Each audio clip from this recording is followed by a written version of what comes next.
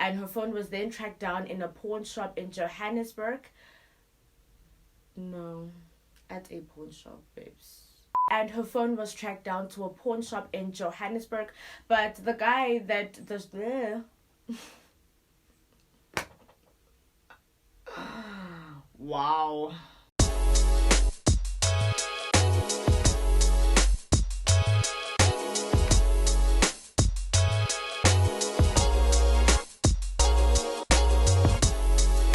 Hi guys, welcome to my YouTube channel and an official welcome to my first video. Thank you so much to everyone that's been so supportive, that's been supporting me, especially with everything that happened with my last video being deleted. That was a lot, but thank you so much for the patience and the understanding, and I think we should dive right into our first case. And today I've dedicated this video rather, to a case that it really touched me. Like, it really touched my heart. It had a very huge impact on my heart, and how it is that I just, like, the whole case is just a messed up case, and you guys will find out, I guess, as time goes on. And so I've decided to dedicate today's video to Palesa Madiba. And so Palesa Madiba was born on the 7th of November 1992 to parents Kosi and Samor Madiba. Now in 2006, Balisa got a phone call while at school to just go back home, and sadly when she got home she found out that her dad had passed away, and she is one of 9 kids. Fast forward to the 9th of August in 2013, which was Women's Day in South Africa. Balisa decided that she was going to go to her friend's house, TD, just to celebrate the public holiday, which fell on a Friday in that year. And so they were just there, having a good time. They had a braai, they ate, and just vibes. And Balisa's family actually recalls not having heard from her from the Friday up to the Sunday. But that wasn't really much of a concern, because Balisa would visit TD's house, even just on a normal day, because it was in Soweto, and Balisa attended the University of Johannesburg in Soweto. She was studying a Bachelor of Commerce in Accounting. So this wasn't anything strange for her, not to be answering her phone while at TD's house, because they just assumed that she was okay, nothing really was happening or going on. And fast forward then to the Monday, TD recalls getting ready for work around 5 a.m. in the morning, and she basically just told Balisa that no, when Balisa leaves for school on that Monday morning, she should just leave the key under the mat of the room, and they would see each other whenever it was that they would see each other. And so Balisa's boyfriend says that on that Monday he did receive a message from her to say that he would see her later on campus. She was just getting ready to go to school. Around 9 to 10 a.m., TD calls Balisa, and there was no answer from Balisa's phone. And so then TD just decided to then contact Balisa's sister to ask if she had seen or heard from her sister. Of course, this caused a bit of panic, because in accordance to Balisa's family, they had known her to be at TD's house. So for TD to contact Balisa's sister to ask whether or not they had seen Balisa was a red flag. Now, TD lived with her uncle, Dumisani, her granny, and there were tenants that were renting within their yard. And so at this point, there's a bit of panic, and so then Balisa's family decided to then go to the police station to report it as a missing person. And then after, the police decided that they would drive over to TD's house, just to question the family, to find out, when last or what time she had left, what she was wearing, or what is that was going on. Upon the police arriving at TD's house, Dumisani the uncle, says that he had seen Balisa leave for school that morning. He described what it was that she was wearing at the time when it is that she had left. But something that Balisa's brother says was very strange was that when the police would ask TD, Balisa's friend, some questions, Dumisani the uncle would basically just like chirp in and like answer some questions on her behalf. Like, he wasn't really letting anyone give a full story. He would cut in and be like, no, she was gone, or no, she left, or things like that. He wasn't really letting anyone answer any other questions apart from that. After a few days, this had reached the news, it had reached newspapers, social media, where it was that, people were trying to raise awareness as to whether or not people had seen Balisa or not, if they had any information about her whereabouts. Her phone was then tracked down at a pawn shop in Johannesburg, but there was really no link to it, because the guy at the pawn shop says that the phone had been sold to him. And, at this point, Balisa's family was a bit relentless. They just wanted the cops to go back to TD's house to see if there anything else, could be found, or if TD's family maybe remembered anything else about that day. And so then the police decided to revisit, or to rather go back to TD's house, this time with dogs, to try see if they could find anything else or discover anything new. But it's a bit weird to me that they'd go there with dogs. I mean, this is someone that would visit the house, It was her friend's house, so even if they were to sniff something out or anything that has to do with her, I mean, I guess they would find it. But police didn't find anything new with regards to the case. And TD's family, believe it or not, then got a restraining order to say that the cops were not allowed onto the property because they lived, in the township. This was bringing, just a lot of unnecessary attention to them and to the house. And to me, this is just a bit strange because, I mean, if TD's friend is missing and the last place that she was seen was at the house, and now the family's getting a restraining order to say that the cops are not allowed back onto the property, it just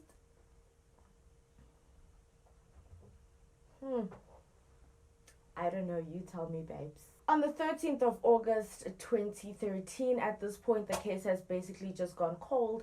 The police said that they had basically tried everything. They tried to follow all the leads, but however, this was just a dead end. They were not sure where else to get any information or where else they would find, anything with regards to this. And her family basically says, they got a lot of tip-offs. They traveled to places in the night, from a call saying, hey, we saw her there, we saw her there. Balisa's brother says that he also went to places that he would never have thought he would go to in his life. But out of the desperation to find his sister, any call that they would get with regards to that, they would travel to, whether it be in the night, whether it be during the day, just to try and find her. And 2 to 3 months later, I mean, at this point the case is just a cold case. They have no idea where she is. The police have basically just closed the case because they're not sure where it is that they would find her. And it was a lot. This is 2 to 3 months after the incident. 2 years, 7 months later, a new detective had been brought onto the case, and he received a tip-off.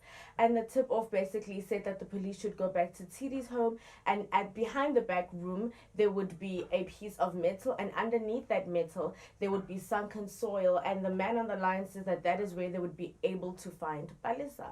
He says that on the 16th of December 2015, while they were at a party in Kliptown, basically, they were just partying, they were having a good time, and TD's uncle, who goes by the name of Dumisani, he was there at the party, and basically one of Dumisani's female friends had said that they wanted to go and sleep in the car because she was feeling tired. And this actually infuriated Dumisani, and Dumisani said that, no, you're not going to go sleep in the car, and if you test me, I will smash your head the same way I smashed Palesa Madiba's head. A search then took place, and sadly, Palesa Madiba's remains were found in the exact location, which was at TD's house behind the back room. Now, Palesa's aunt basically says, while it was that the search was going on at TD's house, TD's granny was basically just saying, I don't know what these people are doing here. There's a dog that's buried there. There's no one on this property. Like, they were not very welcoming or supportive to the whole thing, even while the search was going on. Apparently, Palesa's granny was TD's granny was basically just not having, the cops on her property. And so then her body was found, as I've mentioned, and it was basically decomposed. And on her skull, there was actually like a dent on her skull, which actually also went in line with what it is that Dumisani had said at the party to the other female, that he would actually smash her head the same way he had smashed Palesa Madiba's head. And so there was actually evidence of that on her skull. Now, Dumisani was someone that was feared in the community. They actually called him Matre, and the reason they called him Matre was because he would carry 3 firearms, and he was known to be very violent, as well in the community. There's actually some time when apparently he was at a tavern and he actually killed someone in broad daylight at the tavern, but he was later then acquitted for that charge. So he was really feared in the community, and people weren't really want to really out him or to say anything with regards to his crimes. And there's a man who goes by the name of Justice, who was then called to actually fix the door handle in Dumisani's room. Now, this was obviously years before Balisa's body was found. And so Justice was then called in, and he was asked to fix the door handles of Dumisani's room. So Justice recalls that while he was there, just fixing the doorknob, actually he saw that the paving was a bit uneven. And so he asked Dumisani, dude, why didn't you just call me over? Because you know these are my things. You know, I would have quickly fixed the paving for you and made it more even. Who actually fixed the paving? And then Dumsani actually said that no, it was just a quick job that he quickly just had to do, you know, just to fix it. And so from now on, we know that he had actually fixed the paving because he was trying to cover up where it was that he had placed Palesa Madiba's remains. On the 24th of January 2016, Balisa Madiba's remains were taken back home, and at this point there was basically just a lot going on with the case. The police officer does recall that his office was broken into, whereas they tried to actually steal Balisa Madiba's docket from his office, and at this point the police officer also recalls not feeling safe or not being safe because he was known to Dumsani. Dumsani was watching his every move. At this point Dumsani had not been arrested yet, and so then the police officer had thought rather that it would be much better if other police officers that were not known to Dumisani would actually arrest him, because if Dumisani had seen this particular officer come through, he was going to flee. Like, it was going to be a cat and mouse thing for who knows how long. And so then Dumisani was then captured in Protea. It was alleged in court that Dumsani had probably been trying to make sexual advances to Balisa, you know, quite a few times, because she was Tidi's friend and she would, you know, visit regularly. So, you know, the court thought that no, he's probably been trying to make sexual advances to her, and on that day he probably just lost his temper and he saw it as a perfect opportunity because Tidi was not there and he was just left over with Balisa, you know, having been like her head was smashed and stuff. They think maybe, you know, she tried to fight back or something like that, and then it ended the way that it did, unfortunately. And so in court he was very adamant that he was innocent. You know, he was throwing like zap signs to the media as well. You know, he was just very he just had weird vibes.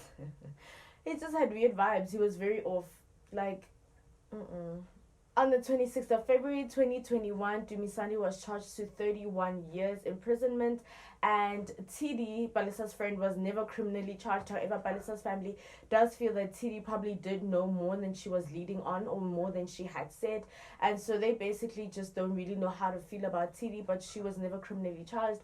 And that is the case of Palesa Madiba. I hope you loved it. Please don't forget to like, to comment, let me know what other cases it is that you would like for me to cover. Please don't forget to subscribe. Until next time, bye.